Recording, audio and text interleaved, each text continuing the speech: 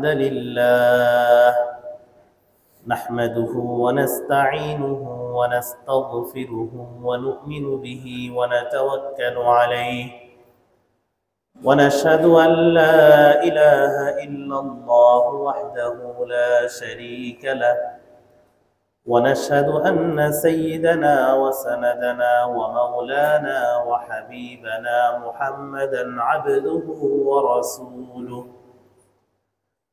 أرسله الله تعالى إلى كافة للناس بشيرا ونذيرا وداعيا إلى الله بإذنه وسراجا منيرا اللهم صل على سيدنا محمد وعلى آل سيدنا محمد كما صليت على إبراهيم وعلى آل إبراهيم إنك حميد مجيد. اللهم بارك على محمد وعلى آل محمد كما باركت على إبراهيم وعلى آل إبراهيم إنك حميد مجيد.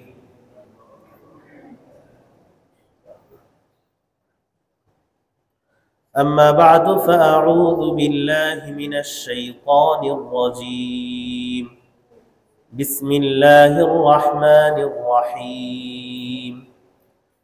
يا أيها الذين آمنوا اتقوا الله حق تقاته ولا تموتن إلا وأنتم مسلمون. وقال الله سبحانه وتعالى وأنذر الناس يوم يأتيهم العذاب فيقول الذين ظلموا ربنا أخرنا إلى أجل قريب. صدق الله العلي العظيم. قال النبي صلى الله عليه وسلم أكثروا من ذكر هذه اللذات أو كما قال النبي صلى الله عليه وسلم. صدق الله العلي العظيم وصدق رسوله النبي الكريم ونحن على ذلك من الشاهدين والشاكرين والحمد لله رب العالمين. الحمد لله মহান আল্লাহ রব্বুল আলামিনের দরবারে লাখ কোটি শুকরিয়া যে আল্লাহ রব্বুল আলামিন আমাদেরকে মুহাব্বত করে তার ঘর মসজিদ পর্যন্ত এনেছেন। বলি কালিমাতু শুকর আদায় করি আলহামদুলিল্লাহ। মসজিদে আসার পর জুমার ফরজ সালাহ পূর্ববর্তী কোরআন এবং হাদিসের আলোকে কিছু কথা বলার এবং শোনার তৌফিক দান করেছেন। আবারও শুকরিয়া আদায় করি আলহামদুলিল্লাহ। গত জুমায় আমি আলোচনা করেছিলাম যে মৃত্যুর প্রতি আমাদের চিন্তা কেমন হওয়া উচিত, একজন মুমিন মৃত্যুকে কিভাবে দেখবে। এই জুমায় সেই আলোচনার অংশ যে আমরা মৃত্যুর জন্য কিভাবে প্রস্তুতি নিতে পারি, প্রিপারেশন ফর আওয়ার ডেথ। আল ইস্তিআদাদ লিল মাউত, হাদিসের ভাষা আল ইস্তিআদাদ লিল মাউত, মৃত্যুর জন্য প্রস্তুতি। মুহতারাম মুসল্লিয়ানে কেরাম, প্রস্তুতি কি কাজের আগে নিতে হয় না পরে? আগে। এক্সামের প্রস্তুতি কি আগে নিতে হয় না এক্সাম হলে গিয়ে? আগে। তো মৃত্যুর প্রস্তুতিও আমাদেরকে নিতে হবে মৃত্যু আগে। কোরআনে আল্লাহ তাআলা সতর্ক করেছেন যে একটা মুহূর্ত আসবে, সেই মুহূর্তে অনেক দান করতে মনে চাবে, আল্লাহর কাছে একান্ত রিকোয়েস্ট করতে মনে চাবে, কিন্তু সেই কোনো রিকোয়েস্ট গ্রহণযোগ্য হবে না। আল্লাহ রাব্বুল আলামিন সূরাতুল মুমিনুনের শেষের দিকে বলেন হাত্তা ইযা হাদারা আহাদাহুমুল মাউত, যখন মৃত্যু উপস্থিত হবে, মৃত্যু সেই সন্ধিক্ষণ উপস্থিত হবে, ক্বালা রাব্বিরজিউন, সে বলবে আল্লাহ আপনি আমাকে ফেরত দেন, আমাকে অল্প কিছু সময়ের জন্য একটু ফেরত দেন, একটু ফিরিয়ে দেন আমাকে। লাআল্লি আ'মালু সালিহান ফীমা তারাকত, যে জীবন আমি ছেড়ে এসেছি সেখানে আমি একটু ভালো কাজ করে আসি, একটা ভালো কাজ করে আসি, একটা আমলে সালেহ করে আসি, আমাকে একটু সুযোগ দেন। আল্লাহ তাআলা বলবেন কাল্লা কাল্লা ইন্নাহা কালিমাতুন হুয়া কাইলুহা ওয়া মিন ওয়ারাইহিম বারযাখুন ইলা ইয়াউমি ইবআসুন। কাল্লা, কখনোই সম্ভব না। মানে মৃত্যু এমন একটা জিনিস, মৃত্যু এমন একটি সৃষ্টি, আল্লাহ তাআলার এমন এক নিদর্শন যে এটা থেকে সামনে অগ্রসর হওয়া যায়, পিছনে আসা যায়। ইন্না কালিমাতুন হুয়া কাইলু, আল্লাহ তাআলা জবাব দিবেন এটা তোমার কথার কথা, এটা তোমার মুখের কথা, আমি যদি ফেরতও দেই তবুও তোমায় ভালো কাজ করবে না। ইন্না কালিমাতুন হুয়া কাইল ওয়া মিন ওয়ারাইহিম বারযাখ ইলা ইয়াউমি ইবআসুন, এই সামনের এই জগতের নাম বারযাখ, এটা শুধু সামনের দিকে টেনে নিয়ে যাবে, হাসরের ময়দান, হাসর পর্যন্ত টেনে নিয়ে যাবে, জান্নাত জাহান্নামে টেনে নিয়ে যাবে, এখান থেকে আর ফেরত যাওয়া সম্ভব। সূরাতুল মুনাফিকুন একই ধরনের আয়াত। আল্লাহ তাআলা বলছেন ওয়া আনফিকু মিম্মা রাযাকনাকুম মিন ক্বাবলি আন ইয়াতিয়া আহাদাকুমুল মাউত, তোমাদের কাছে মৃত্যু আসার পূর্বেই আমার দেওয়া রিজিক থেকে তোমরা খরচ করো। ওয়া আনফিকু, তোমরা খরচ করো, মিম্মা রাযাকাকুম, আল্লাহ তাআলা তোমাদেরকে যে রিজিক দিয়েছেন সেই রিজিক থেকে তোমরা খরচ করো, দান করো। ক্বাবলা আন ইয়াতিয়া আহাদাকুমুল মাউত, মৃত্যু আসার পূর্বেই। যখন চলে আসবে তখন বলবে রব্বি লাউলা আখারতানি ইলা আজালিন করিব, আল্লাহ আমাকে একটু অল্প সময়ের জন্য আমাকে একটু সুযোগ দেন, ফাসাদ্দাক, আমি একটু দান করে আসি, ওয়া আকুম মিনাস সালিহিন, আমি একটু ভালো মানুষ হয়ে সালিহিন হয়ে আপনার কাছে আসি, আমাকে অল্প একটু সুযোগ দেন। আখিরনি ইলা আজালিন করিব, তো আল্লাহ তাআলা বলবেন ওয়ালাই ইউআখিরাল্লাহু নাফসান ইযা জাআ আজালুহা, যখন সময় চলে আসবে কাউকে এক সেকেন্ডও সুযোগ দেওয়া, এক মুহূর্ত অগ্রসর হবে না, এক মুহূর্ত পিছু হবে না। মৃত্যু সকলের জন্য নির্ধারিত। নাহনু কদ্দারনা বাইনাকুমুল মাউত, আল্লাহ তাআলা বলেন আমি নির্ধারণ করে দিয়েছি, সুবন্টন করে দিয়েছি।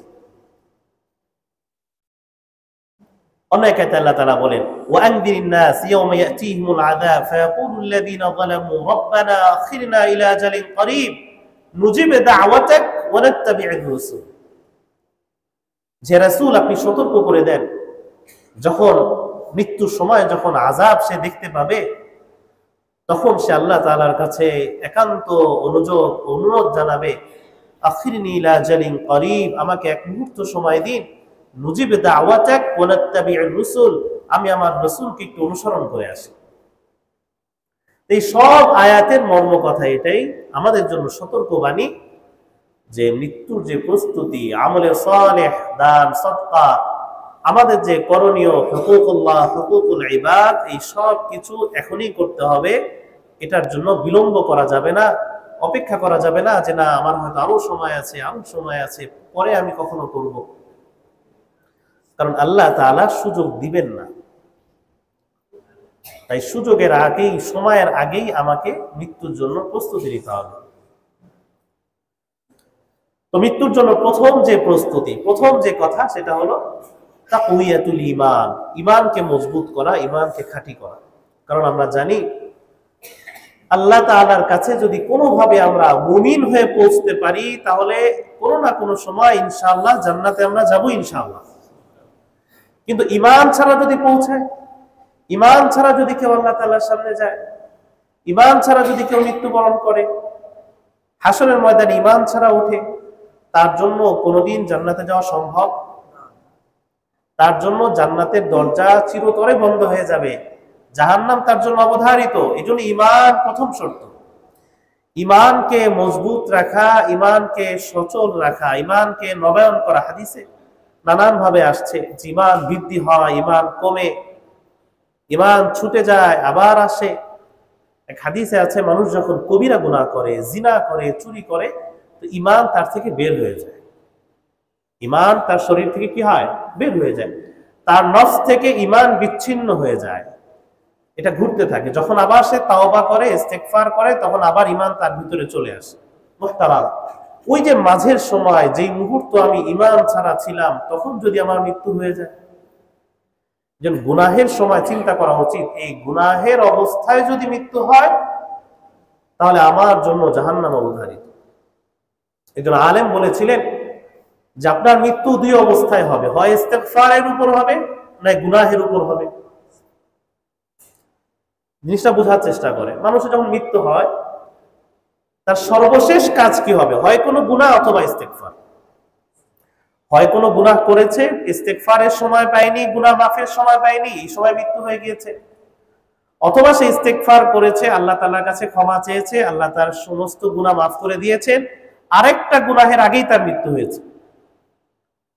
এই জন্য ইস্তেগফারের গুরুত্ব বেশি, যে বেশি বেশি ইস্তেগফার করা। আমি জানি না কখন আমার মৃত্যু হবে, আমার মৃত্যুর সর্বশেষ আমল যদি ইস্তেগফার হয় তাহলে আমার কোনো গুনাহ রইল না।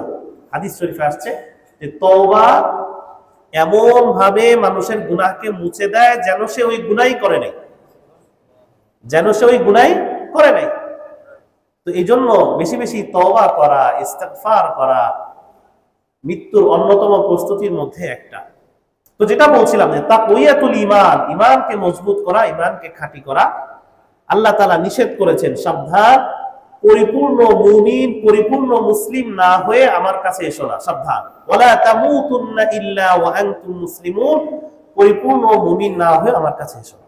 কোরআনে আল্লাহ তাআলা নবীদের যে ঘটনা বলেছেন, যে ইব্রাহিম আলাইহিস সালাম তার সন্তান ইসমাঈল, ইসহাককে যে উপদেশ দিয়েছেন, একইভাবে হযরত ইয়াকুব আলাইহিস সালাম তার সন্তান ইউসুফকে যে উপদেশ দিয়েছেন, ওয়াসা বিহা ইব্রাহিম বানিহি ওয়া ইয়াকুব, ইব্রাহিম আলাইহিস সালাম তার সন্তানদেরকে উপদেশ দিয়েছেন, ইয়াকুব আলাইহিস সালাম ও তার সন্তানদেরকে একই উপদেশ দিয়েছেন, ইয়া বানিয়া ইন্নাল্লাহা আসতাফা লাকুমুদ-দ্বীন ফালা তামুতুন্না ইল্লা ওয়া আনতুম মুসলিমুন। হে আমার প্রিয় সন্তানেরা, ইন্নাল্লাহা আসতাফা লাকুমুদ-দ্বীন, আল্লাহ তাআলা এই দ্বীনকে তোমাদের জন্য বাছাই করেছেন, নির্বাচিত করেছেন।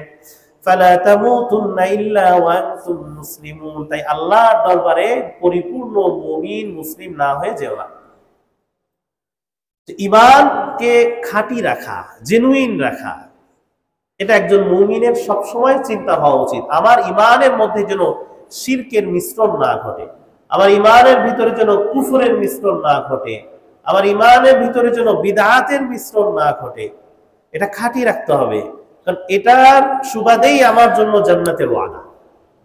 ওয়াল্লাযীনা আমানু ওয়া লাম ইয়ালবিসু ঈমানাহুম বিযুলমিন উলাইকা লাহুমুল আমনু ওয়া হুম মুহতাদুন। আল্লাহ তাআলা বলেন, যারা ঈমান আনলো, ওয়ালাম ইয়ালবিসু ঈমানাহুম, ঈমানের সাথে জুলুমকে মিক্সড করলো না। ওয়ালাম ইয়ালবিসু ঈমানাহুম বিযুলম, আমরা সবাই তো মুমিন, কিন্তু মুমিন হওয়ার পর আল্লাহ তাআলা বলছেন ওয়াল্লাযীনা আমানু, ঈমান আনলো, এর পরের ধাপ ওয়ালাম ইয়ালবিসু ঈমানাহুম বিযুলম, ঈমানের সাথে জুলুমের মিশ্রণ করলো না। সাহাবা আজমাইন জিজ্ঞাসা করলেন, ইয়া রাসূলুল্লাহ, জুলুম কি? আমরা তো সবাই জুলুম করি। না, এই জুলুম শিরক, ইন্না শিরকা লাযুলমুন আযীম। আল্লাহ রাসূল সাল্লাল্লাহু আলাইহি ওয়াসাল্লাম ব্যাখ্যা করে দিলেন যে ইন্না শিরকা লাযুলমুন আযীম, শিরক, ঈমানের সাথে শিরকে মিশ্রণ ঘটানো যাবে না। যেন আমি তো নামাজ পড়ি, যাকাত, হজ সব ঠিক আছে, কিন্তু একটু ওই অন্য জিনিস বিশ্বাস করি, একটু মাজারে সেজদা দেই, এই অল্প না। ঈমানকে খাঁটি রাখতে হবে, ঈমানকে অন্য সকল কদর্য থেকে, শিরকের কদর্য থেকে, কুফর থেকে, কুফরি সংস্কৃতি থেকে ঈমানকে মুক্ত রাখতে হবে, আপনার ঈমানকে সলিড রাখতে হবে। তাহলেই আল্লাহ তাআলার ওয়াদা। আল্লাহ তাআলা বলেন সূরা কাহফের শেষ আয়াত, ফামান ইয়ারজু লিকা রাব্বিহি ফালইয়ামাল আমালান সালিহা ওয়া লা ইউশরিক বিইবাদাতি রাব্বিহি আহাদা। যে আল্লাহর সাক্ষাৎ চায় সে যেন ভালো আমল করে, নেক আমল করে এবং সতর্ক থাকে, ওয়া লা ইউশরিক বিইবাদাতি রাব্বিহি আহাদা, কোনো ক্রমেই যেন আল্লাহ তাআলার সাথে শিরক না হয়ে যায়।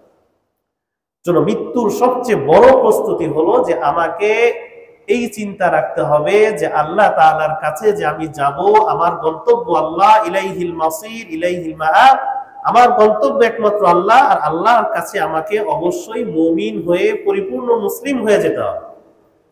এবং আল্লাহ তাআলা নিষেধ করেছেন, সাবধান, পরিপূর্ণ মুসলিম মুমিন না হয়ে আমার কাছে এসো না। মৃত্যুর দ্বিতীয় প্রস্তুতি যিকরুল মাউত। গত জুমাও আমি আলোচনা করেছি যে বেশি বেশি মৃত্যুকে স্মরণ করা।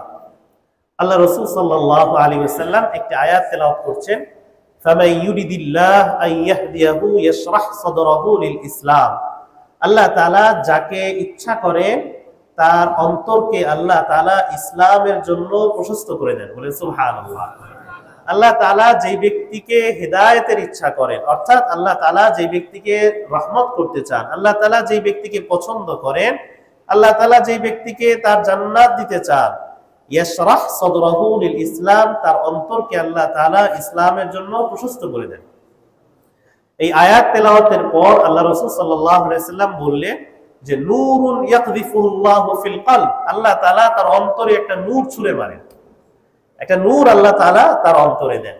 তো সাহাবা আজমাইন জিজ্ঞাসা করলেন, ইয়া রাসূলুল্লাহ মা আলামাতু যালিকা, কোন একজন মানুষকে আল্লাহ তাআলা হিদায়াত দিতে চান, আল্লাহ তাআলা তাকে তার প্রিয় পাত্র বানাতে চান, আল্লাহ তাআলা তার অন্তরে নূর ঢেলে দিয়েছেন, এটা আমরা কিভাবে বুঝবো? মা আলামাতু যালিকা, আল্লাহ রাসূল সাল্লাল্লাহু আলাইহি ওয়াসাল্লাম বললেন তার ভিতরে তিনটা বৈশিষ্ট্য থাকবে, আল ইনাবাতু ইলা দারিল খুলুদ ওয়াত তাজাফি আন দারিল গুরুর ওয়াল ইস্তি'দাদু লিল মাউত ক্বাবলা নুজুলিহি। যে আল্লাহ তাআলার প্রিয় পাত্র সে কিনা এটা সে বুঝবে কিভাবে? আল্লাহ তাআলা তাকে জান্নাত দিতে চান কিনা, আল্লাহ তাআলা তাকে হেদায়েতের উপযুক্ত মনে করেন কিনা, এটা সে বুঝবে। এটার আলামত হলো নাম্বার 1 আল ইনাবাতু ইলা দারিল খুলুদ, সে আখিরাতের প্রতি আগ্রহী হবে, সে চিরস্থায়ী নিবাসের প্রতি ঝুঁকে থাকবে। আল ইনাবা ঝুঁকে থাকা, ইলা দারিল খুলুদ চিরস্থায়ী আবাসের প্রতি সে ঝুঁকে থাকবে। ওয়াত তাজাফি আন দারিল গুরুর, আর দুনিয়া যে ধোঁকার বাসস্থান এর থেকে সে দূরে থাকবে, দুনিয়া থেকে সে বাঁচতে চাবে, আখিরাতের প্রতি সে ঝুঁকে থাকবে। তৃতীয় ওয়াল ইস্তি'দাদু লিল মাউত ক্বাবলা নুজুলিহি, মৃত্যু তার কাছে আসার পূর্বেই সে মৃত্যুর জন্য প্রস্তুতি গ্রহণ করবে। এই তিনটা বৈশিষ্ট্য যার ভিতরে থাকবে, দুনিয়া বিমুখতা, আখিরাতের প্রতি অভিমুখী হওয়া এবং মৃত্যু নিয়ে চিন্তা করা, মৃত্যুর জন্য প্রস্তুতি নেওয়া, আল্লাহ তাআলা বলেন ইয়াশরাহ সাদরাহু লিল ইসলাম, তার অন্তরকে আল্লাহ তাআলা ইসলামের জন্য প্রশস্ত করে দিয়েছেন। এক আনসারী সাহাবী আল্লাহ রাসূল সাল্লাল্লাহু আলাইহি ওয়াসাল্লামকে জিজ্ঞাসা করলেন, মান আকিয়াসুন নাস ইয়া রাসূলুল্লাহ, মানুষের মধ্যে সবচাইতে জ্ঞানী ব্যক্তি কে? আল্লাহ রাসূল সাল্লাল্লাহু আলাইহি ওয়াসাল্লাম বলেন, আকসারুহুম যিকরান লিল মাউত, যে সবচাইতে বেশি মৃত্যুকে স্মরণ করে, ওয়া আশাদ্দুহুম ইস্তি'দাদান লাহু, যে মৃত্যুর জন্য সবচাইতে বেশি প্রস্তুতি গ্রহণ করে, উলাইকা হুমুল আকিয়াস যাহাবু বিশরাফিদ দুনিয়া ওয়া কারামাতিল আখিরাহ, তারাই সবচেয়ে বড় জ্ঞানী, তারা দুনিয়াতেও সম্মান নিয়ে থাকে, আখিরাতেও সম্মান নিয়ে থাকে। সুতরাং মৃত্যুর জন্য প্রস্তুতি গ্রহণ করা, এর প্রথম যেটা বললাম যে ঈমানকে মজবুত করা, ঈমানকে খাঁটি রাখা। দ্বিতীয় যিকরুল মাউত, বেশি বেশি মৃত্যুকে স্মরণ করা এবং মৃত্যুর জন্য প্রস্তুতি নেওয়া, এই মানসিকতা তার মধ্যে রাখা। তৃতীয় আল ইস্তিগফার ওয়াত তাওবাতু ইলাল্লাহ, আল্লাহ তাআলার কাছে বেশি বেশি তওবা করা, ইস্তিগফার করা। আল্লাহ তাআলা সূরা নিসাতে বলেছেন, ইন্নামাত তাওবাতু আলাল্লাহ লিল্লাযীনা ইয়ামালুনা আস-সুআ বিজাহালা সুম্মা ইয়াতুবুনা মিন করিব ফাউলাইকা ইয়াতুবুল্লাহু আলাইহিম। আল্লাহ তাআলা বান্দার তওবা কবুল করেন। ইন্নামাত তাওবাতু আলাল্লাহ, এটা আল্লাহ তাআলা নিজের জন্য আবশ্যক করে নিয়েছেন। আল্লাহ তাআলা বান্দার তওবা কবুল করেন। যখন কোনো গুনাহ হয়ে যায়, বান্দা অনুতপ্ত হয়, আল্লাহ তাআলার কাছে তওবা করে, আল্লাহ তাআলা তার গুনাহ এমন ভাবে মুছে দেন যে সেজন্য ওই গুনাহই করে নাই। এমনও আছে যে আল্লাহ তাআলা তার সেই গুনাহের জায়গায় ইউকাফিরুল্লাহু আন সাইয়্যাতিহিম, তার সেই গুনাহ মুছে আল্লাহ সেখানে সওয়াব লিখে দেন। ওয়াল্লাযীনা ইযা ফাআলু ফাহিশাতান আও যালামু আনফুসাহুম যাকারুল্লাহ ফাস্তাগফিরু লিযুনুবিহিম। তাওবার শর্তগুলো মনে রাখতে হবে। তাওবা আল্লাহ তাআলার কাছে বিনয়ী হয়ে, আল্লাহ তাআলার কাছে অনুতপ্ত হয়ে, একান্তভাবে আল্লাহ তাআলার কাছে কোনো নির্দিষ্ট অপরাধের জন্য ক্ষমা চাওয়া, ওয়ালাম ইউসিররু আলা মা ফাআলু, এবং এই প্রতিজ্ঞা করা যে আল্লাহ এই গুনাহ আমি আর কখনো করব না। ক্ষমা চাইতে হবে, অনুতপ্ত হইতে হবে, আল্লাহ তাআলার কাছে বিনয়ীভাবে প্রকাশ করতে হবে এবং এই গুনাহ আমি আবার করব না, এই জন্য আল্লাহ তাআলার কাছে ক্ষমা প্রতিজ্ঞা করতে হবে। যদি আবার হয়ে যায় আবার তওবা করতে হবে, আবার হয়ে যায় আবার তওবা করতে হবে। 100 বার হলেও ওই তওবাটাকে চালু রাখতে হবে, কারণ আল্লাহ তাআলা তওবা ছাড়া কবিরা গুনাহ আল্লাহ তাআলা ক্ষমা করেন না। আমলের মাধ্যমে, আমলে সালেহের মাধ্যমে সগীরা গুনাহ মাফ হয়ে যায়, কিন্তু তওবা ছাড়া কবিরা গুনাহ মাফ হয় না। এই তওবা করতে হবে মৃত্যু সময় আসলে, বৃদ্ধ হলে, বার্ধক্য চলে আসলে, হসপিটালে গেলে তখন, নাকি এখন থেকেই? এখন থেকেই। আল্লাহ তাআলা বলেন ওয়ালাইসাতিত তাওবা, এর পরের আয়াত ওয়ালাইসাতিত তাওবাতু লিল্লাযিনা ইয়ামালুনাস সাইয়্যাত, আল্লাহ কিন্তু তওবা কবুল করেন না। কখন? হাত্তা ইযা হাযারা আহাদাহুমুল মাউত ক্বালা ইন্নী তুবতু আল, মৃত্যুর সময় চলে আসে, একটা সময় চলে আসে যখন সে তার আলামত দেখতে থাকে। সেদিন জান্নাতি হয়, জান্নাতের আলামত দেখতে থাকে, সে জাহান্নামী হয়, জাহান্নামের শাস্তি দেখতে থাকে। তো একটা সময় চলে আসে, এই যে সময়, এই সময়ের পর আল্লাহ তাআলা তওবা, তখনও তার মেধা শক্তি থাকে, তখনও তার সেন্স থাকে, সে বুঝতে পারে, সে বলে ইন্নী তুবতুল আন, আমি তওবা করলাম।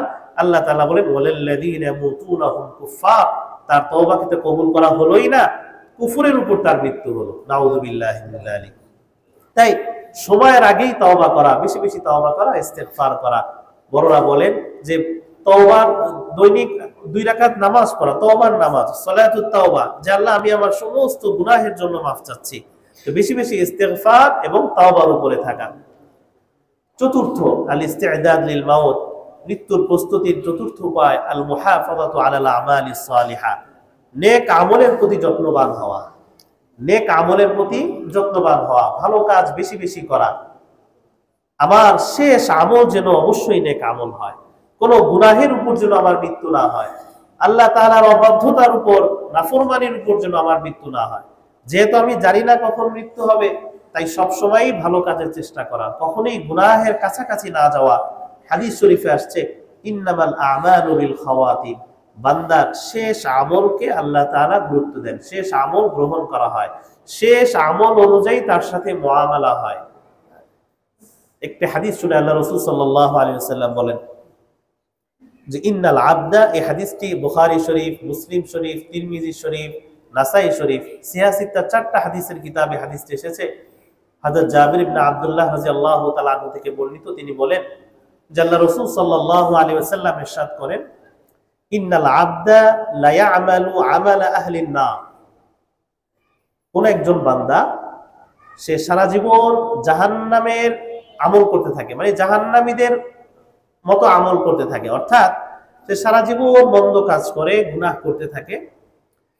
হাত্তা মা ইয়াকুনু বাইনাহু ওয়া বাইনাহা ইল্লা যিরাউন, মন্দ কাজ করতে করতে, গুনাহ করতে করতে তার মাঝে এবং জাহান্নামের মাঝে 1 বিঘত জায়গা বাকি থাকে।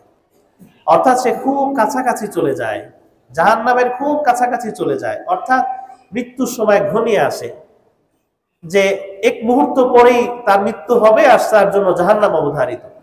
ফায়াসবিকু আলাইহিল কিতাব, কিতাব তার উপর বিজয়ী হয়ে যায়, আমলনামা তার উপর বিজয়ী হয়ে যায়, তাকদীর তার উপর বিজয়ী হয়ে যায়।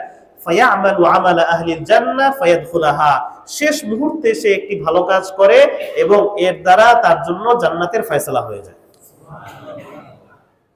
সারা জীবন মন্দ কাজ করলো, কিন্তু আল্লাহ তাআলার কোন একটা রহমতের কারণে, কোন একটা কারণে আল্লাহ তাআলা তার উপর খুশি ছিলেন, শেষ মুহূর্তে যে মা ইয়াকুনু বাইনাহা ওয়া বাইনাহা ইল্লা যিরা, তার মাঝে এবং জাহান্নামের মাঝে মাত্র 1 বিঘত জায়গা বাকি থাকে, এই মুহূর্তে সে একটা ভালো কাজ করে, তার দ্বারা সে ফায়াদখুলাহা, সে জান্নাতে চলে যায়। ওয়া ইন্নার রাজুলা লা ইয়ামালু বিআমালি আহলিল জান্নাহ, অপরদিকে কিছু মানুষ সারা জীবন ভালো কাজ করে, সারা জীবন আমল করে, নামাজ, রোজা, হজ, যাকাত, হাত্তা মা ইয়াকুনু বাইনাহু ওয়া বাইনাহা ইল্লা যিরা, তার মাঝে এবং জান্নাতের মাঝে মাত্র 1 বিঘত জায়গা বাকি থাকে। ফায়ামালু আমালা আহলিন নার, কিতাব তার উপর বিজয়ী হয়ে যায়, তাকদীর তার উপর বিজয়ী হয়ে যায়, সে একটি খারাপ কাজ করে ফেলে। ফায়াদখুলাহা, ওই লাস্ট মোমেন্টে একটা খারাপ কাজের কারণে সে জাহান্নামে চলে যায়। তো শেষ মুহূর্ত, আমি জানি না আমার মৃত্যু কখন আসবে, আমার মৃত্যুর ঠিক আগ মুহূর্তে আমার দ্বারা যদি কোনো খারাপ কাজ হয়ে যায়, তো ওই আমার সারা জীবনের পিছনে সবকিছুই ব্যর্থ, সবকিছুই শেষ। এই জন্য সর্বমুহূর্তে আমলে সালেহের উপর থাকা, সর্বমুহূর্তে আমার যাতে কোনো গুনাহ না হয়ে যায়, গুনাহের অবস্থায় যেন মৃত্যু না হয়, এবং গুনাহ যদি হয়েও যায় গুনাহ করার পরবর্তী ইস্তেগফার তাওবার আগে যেন মৃত্যু না হয়। আর গুনাহ তো হতেই থাকে, আমরা জানি না, মা না'লাম ওয়া মা লাম না'লাম, কিছু গুনাহের কথা আমরা জানি, কিছু গুনাহের কথা জানি না। তো কখন গুনাহ হয়ে যাচ্ছে সেটাও জানি না, কখন মৃত্যু আসবে সেটাও জানি না। তো এই জন্য উপায় কি? ইস্তেগফারের উপর, ইস্তেগফারের আমলে থাকা, তওবার আমলের উপর থাকা, বেশি বেশি ইস্তেগফার করা। ইয়া আল্লাহ, আমি আমার গুনাহের জন্য ক্ষমা চাচ্ছি, আমি জানি না আমার দ্বারা কি কি গুনাহ হচ্ছে, কিছু জানি কিছু জানি না, আল্লাহ সকল গুনাহের জন্য আমি মাফ চাচ্ছি। আমার এই তওবার উপর, ইস্তেগফারের উপর যদি আমার মৃত্যু হয় তো ইনশাআল্লাহ আমি জান্নাতি। তো মুহতারাম, আল্লাহ রাসূল সাল্লাল্লাহু আলাইহি ওয়াসাল্লাম আরো স্পষ্ট ভাবে বুঝায় দিচ্ছেন, একদম প্র্যাকটিক্যালি আমাদেরকে বুঝাচ্ছেন। দেখো, ইয়াতবাউল মাইয়িতা সালাসুন, ইয়াতবাউহু আহলুহু ওয়া মালুহু ওয়া আমালুহু, ইয়ারজিউ ইসনান, আহলুহু ওয়া মালুহু ওয়া ইয়াবকা মাআহু ওয়াহিদুন আমালুহু।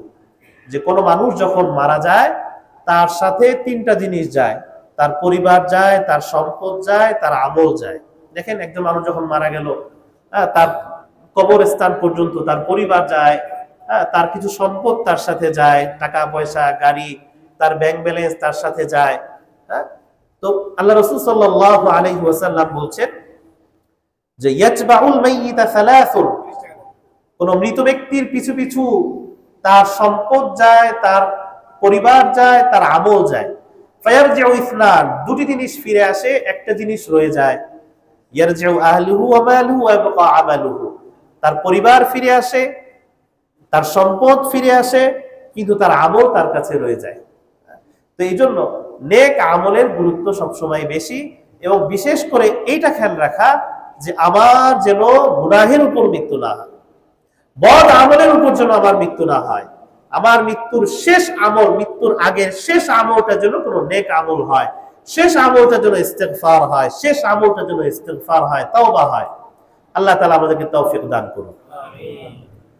মৃত্যুর প্রস্তুতির মাঝে অন্যতম একটি হুকুকুল ইবাদ, তাসফিয়াতুল হিসাব মাআল ইবাদ বিহুসনিল খুলুক ওয়া আদাইল হুকুক, যে উত্তম আচরণ এবং বান্দার হক রক্ষার মাধ্যমে বান্দার সাথে আমার হিসাব নিকাশ, লেনদেনকে সাফাই করা।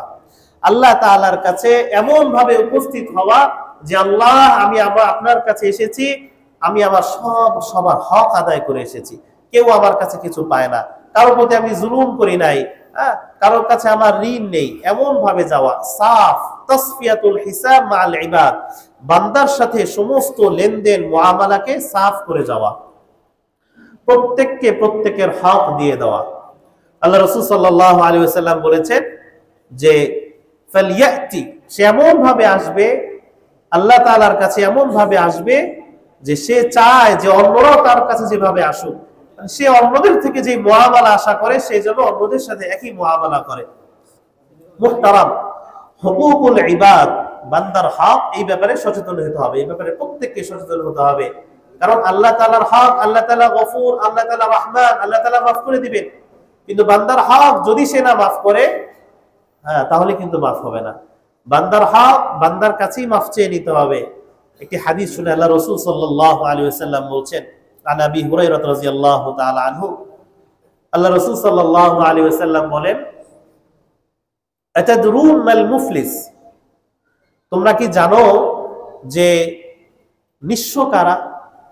একদম নিঃস্ব, অসহায়। আল্লাহ রাসূল সাল্লাল্লাহু আলাইহি ওয়াসাল্লাম সাহাবীদের মাঝে আলোচনা করছিলেন যে মাল মুফলিস, নিঃস্ব কারা, অসহায় কারা?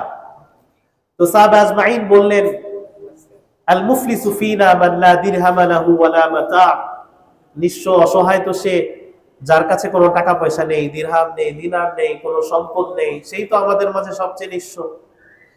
তো আল্লাহ রাসূল সাল্লাল্লাহু আলাইহি ওয়াসাল্লাম বললেন, ইন্নাল মুফলিসা মিন উম্মতি, আমার উম্মতের মধ্যে সবচাইতে বড় নিঃস্ব সেই ব্যক্তি, ইয়াতি ইয়াউমাল কিয়ামা বিসলাতিন ওয়া সিয়ামিন ওয়া যাকাতিন, সেই ব্যক্তি সবচেয়ে নিঃস্ব যে কিয়ামতের ময়দানে নামাজ নিয়ে উপস্থিত হবে, যাকাত নিয়ে উপস্থিত হবে, রোজা নিয়ে উপস্থিত হবে, অনেক আমল নিয়ে উপস্থিত হবে, ওয়ায়াতি, পাশাপাশি এগুলো নিয়ে উপস্থিত হবে, ওয়াকাদ শাতামা হাযা, সে কাউকে গালি দিয়েছে, ওয়াকাদাফা হাযা, কারো উপর অপবাদ দিয়েছে, ওয়াসাফাকা দামা হাযা, কাউকে খুন করেছে, ওয়া দারাবা হাযা, কাউকে মেরেছে, ওয়া আখাযা মালা হাযা, কারো সম্পদ আত্মসাৎ করেছে।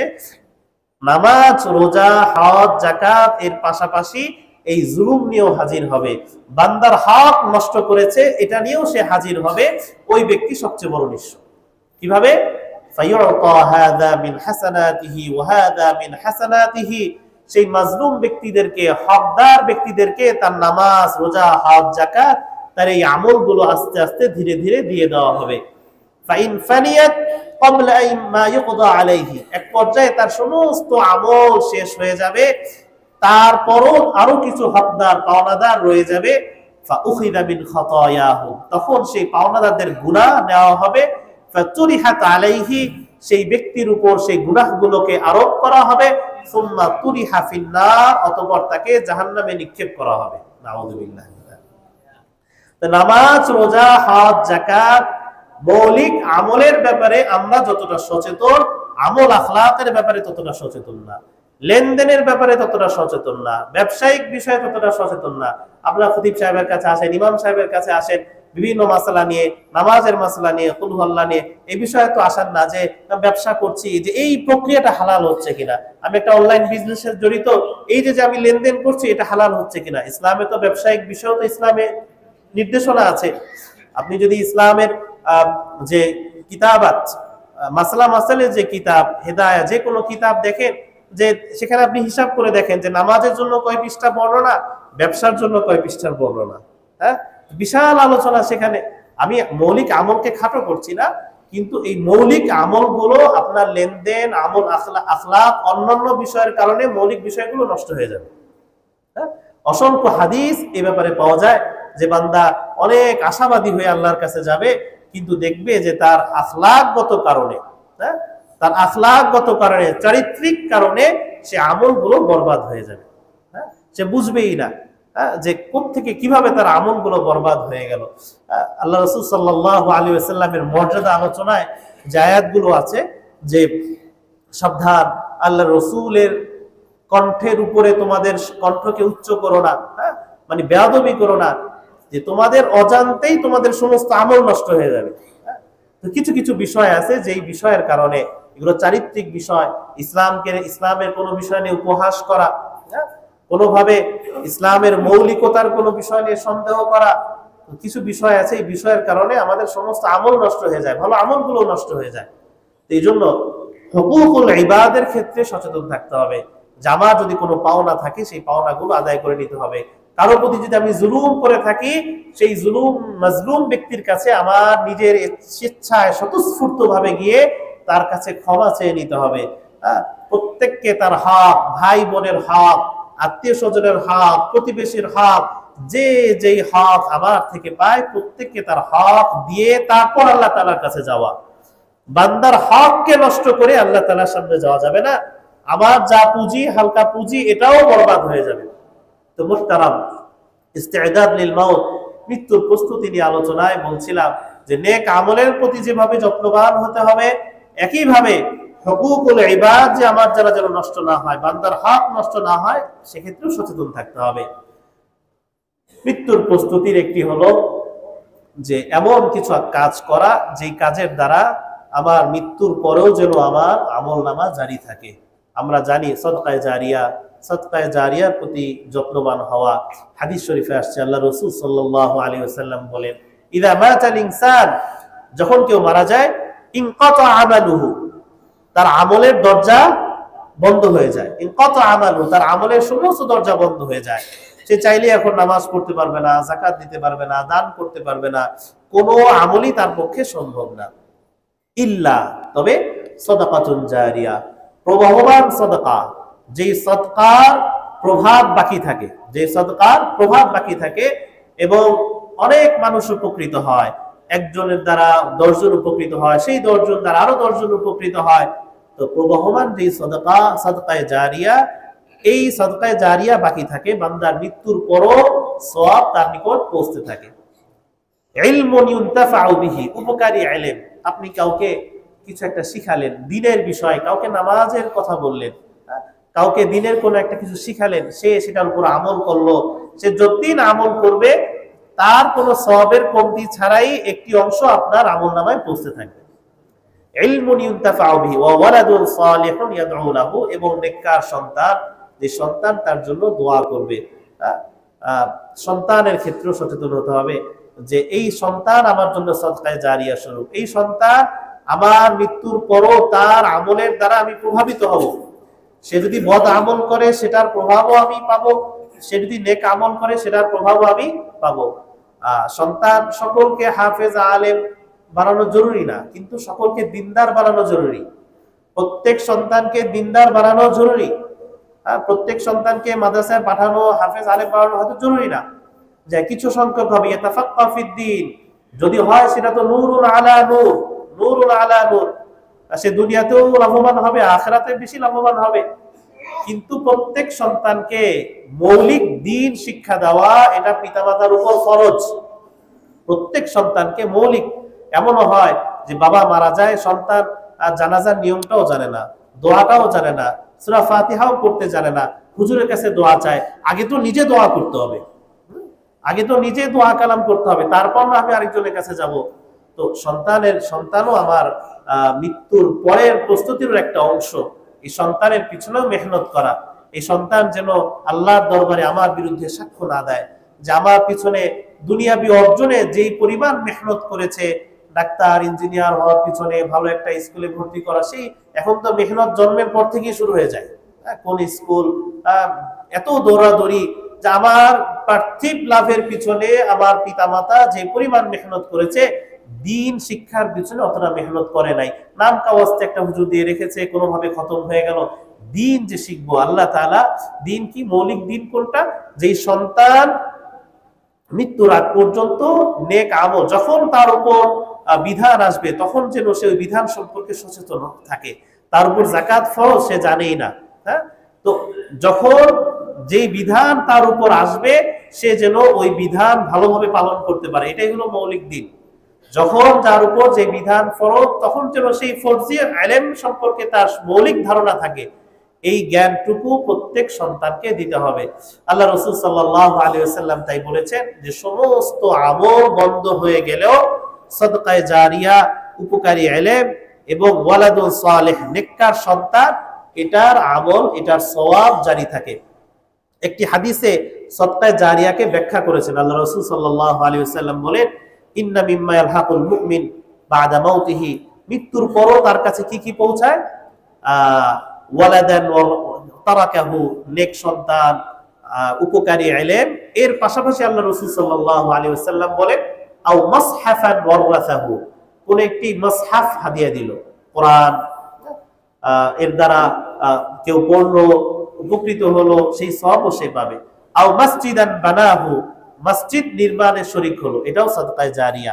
আও নাহরান আজরাহু, কোন একটি নদী মানে নালা সে কেটে দিল, নদীর পানি দ্বারা মানুষ উপকৃত হলো, অথবা কোনো গাছ লাগালো, গাছের দ্বারা উপকৃত হলো, অথবা কোনো দরিদ্র ব্যক্তিকে, আও বাইতান বানাহু, বড় হাদিস যে এই যে বিষয়গুলো সামাজিক কার্যক্রম, এগুলো সাদকায়ে জারিয়া।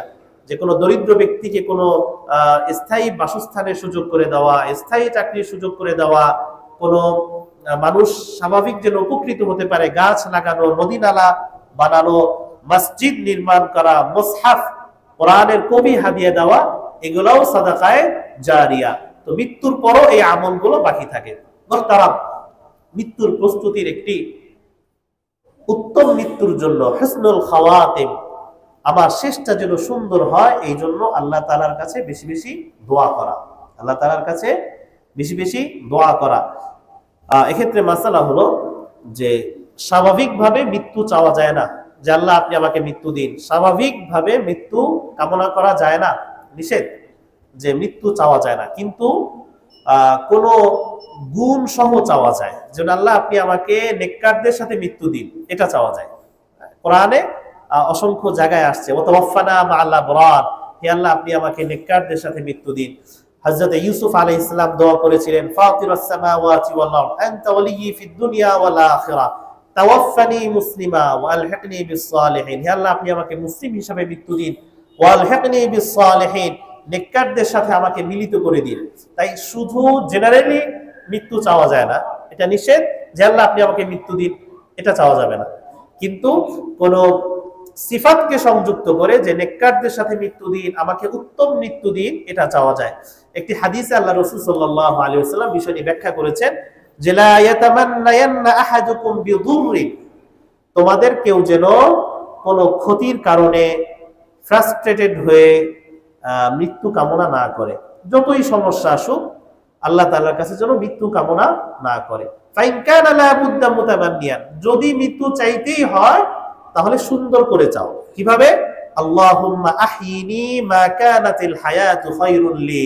আল্লাহ রাসূল সাল্লাল্লাহু আলাইহি ওয়াসাল্লাম দোয়া শিখিয়েছেন, আমরা এটা মুখস্থ করার চেষ্টা করব।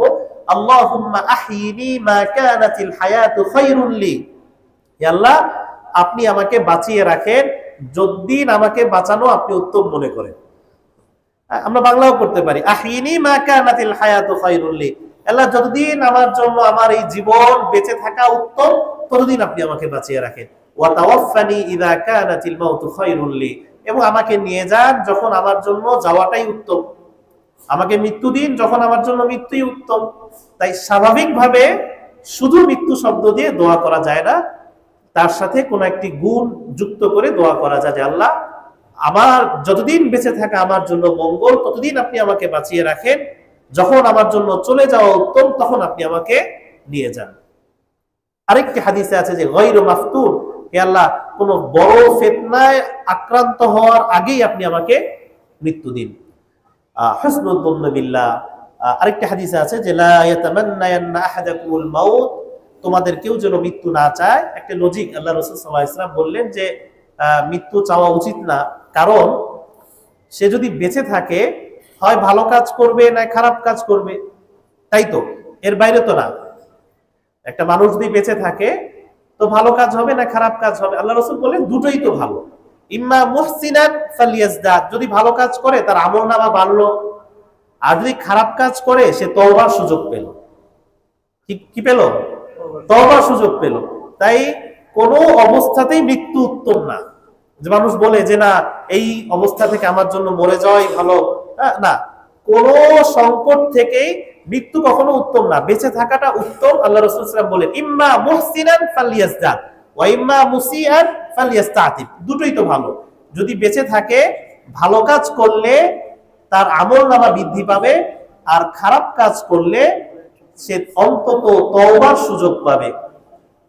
আল্লাহ রাসূল সাল্লাল্লাহু আলাইহি ওয়াসাল্লাম আমাদেরকে মৃত্যুর প্রস্তুতির সর্বশেষ যেটা বলবো যে আল্লাহ তাআলার প্রতি সুধারণা রাখা, আল্লাহ তাআলার প্রতি সুধারণা রাখা, এটাও একটি আখলাক, মুমিনের আখলাক, যে সে সব সময় আল্লাহ তাআলার প্রতি সুধারণা রাখবে। আমরা খুব অল্পতেই আল্লাহ তাআলার প্রতি খারাপ ধারণা করে বসি যে আল্লাহ আমাকেই দেখলো। এমন সময় এমন এমন শব্দ আমাদের মুখ দিয়ে বের হয়ে যায় যেটা কুফরি হয়ে যায়। তো সতর্কতা, সর্বাবস্থায় আল্লাহ তাআলার প্রতি সুধারণা রাখতে হবে। আল্লাহ রাসূল সাল্লাল্লাহু আলাইহি ওয়াসাল্লাম দোয়া করতেন, মাউদিন ফিয়া হুকমুক আদলুন ফিয়া কাদাউ, হে আল্লাহ আমার ব্যাপারে যত কিছু ঘটেছে, আমার জীবনে যত কিছু ঘটেছে, হুকমুক তোমার হুকুমে ঘটেছে, ওয়া আদলুন ফিয়া কাদাউ, আর যত কিছুই ঘটেছে সেটা ইনসাফ ছিল। তোমার পক্ষ থেকে আমার প্রতি কখনো জুলুম হয় নাই। আমার জীবনে যা ঘটেছে সবকিছুই আল্লাহ তোমার হুকুমে হয়েছে এবং সবকিছুই তোমার পক্ষ থেকে ইনসাফ ছিল। মাউদিন ফিয়া হুকমুক আদলুন ফিয়া কাদাউ, আল্লাহ রাসূল সাল্লাল্লাহু আলাইহি ওয়াসাল্লাম দোয়া করতেন এভাবে। তো হুসনুল যন্ন বিল্লাহ, হযরত জাবির ইবনে আব্দুল্লাহ রাদিয়াল্লাহু তাআলা আনহু বলেন যে আল্লাহ রাসূল সাল্লাল্লাহু আলাইহি ওয়াসাল্লামকে আমি বলতে শুনেছি মৃত্যুর মাত্র 3 দিন আগে তিনি এই কথা বলছিলেন। আল্লাহ রাসূল সাল্লাল্লাহু আলাইহি ওয়াসাল্লাম নিজের মৃত্যুর 3 দিন আগে বলছিলেন যে লা ইয়ামুতান্না আহাদুকুম ইল্লা ওয়া হুয়া ইহসিনু যন্না বিল্লাহি আযজা ওয়া জাল, তোমাদের কেউ যেন আল্লাহ তাআলার উপর সুধারণা না করে মৃত্যুবরণ না করে, আল্লাহ তাআলার প্রতি যেন সুধারণা রাখে, সে দুনিয়ার থেকে এমন অবস্থায় বিদায় হয় যে আল্লাহ তাআলার প্রতি সে সন্তুষ্ট। আমার প্রতি আল্লাহ তাআলা সন্তুষ্ট হবেন, এর আগে আমাকে আল্লাহর প্রতি সন্তুষ্ট হতে হবে। রাদিয়াল্লাহু আনহুম ওয়া রাদু আন, সাহাবীদের ব্যাপারে আল্লাহ তাআলা কি বলেছেন যে আল্লাহ তাআলা তাদের প্রতি সন্তুষ্ট, তারাও আল্লাহ তাআলার প্রতি সন্তুষ্ট। আমি আল্লাহ তাআলার প্রতি যদি সন্তুষ্ট না হই, আমার শত অভিযোগ অনুযোগ আল্লাহর কাছে, হ্যাঁ, তো আল্লাহ কিভাবে আমার উপর সন্তুষ্ট হবে? আমি আগে সন্তুষ্ট, আল্লাহ আমি তোমার ব্যাপারে সন্তুষ্ট, তোমার সকল ফয়সালার ব্যাপারে আমি সন্তুষ্ট, ফারদি আল্লাহ, এখন তুমি আমার উপর সন্তুষ্ট হয়ে যাও। তো ইল্লা ওয়া হুয়া ইহসিনু যান্না বিল্লাহ, আল ইস্তি'দাদ লিল মাউত, মৃত্যুর প্রস্তুতির একটা এটাও যে আল্লাহ তাআলার প্রতি সুধারণা রাখা। মুহতারাম, আল্লাহ তাআলা আমাদের সুন্দর মৃত্যু হওয়ার তৌফিক দান করুক। এবং ইস্তি'দাদ লিল মাউতের যে ধারাবাহিক আলোচনা হলো, এই আমলগুলো আল্লাহ তাআলা আমাদেরকে করার তৌফিক দান করুক। ওয়া আখিরু দাওয়ানা আলহামদুলিল্লাহি